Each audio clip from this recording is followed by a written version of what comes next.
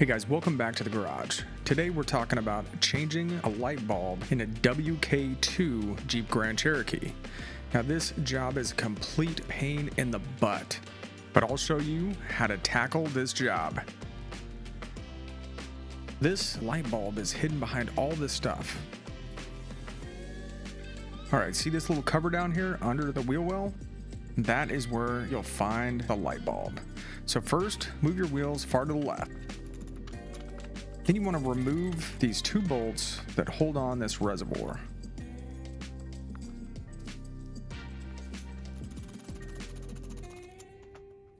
Just go ahead and tuck it out of the way. Then reach under, spin this little access cover, and it'll come right off. So when you reach your hand up there, you'll feel this bar that's kind of preventing you from getting access to this rubber cover.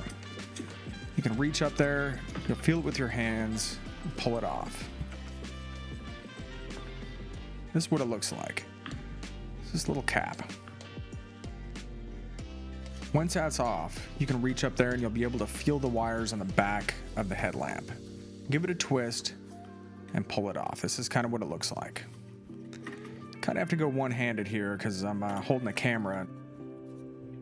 Just go ahead and release that light bulb. Here it is.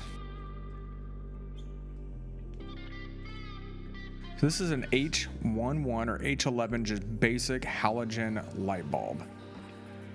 Just like the factory. Only one of mine was out, so I only replaced one.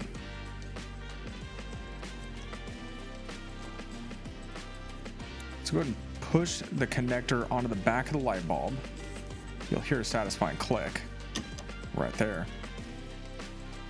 So push the bulb back into the back of the headlight and give it a twist. Remember, righty-tighty, lefty-loosey. Once that's done, replace the little rubber cap. At this point, you can reinstall the bolts that hold this reservoir.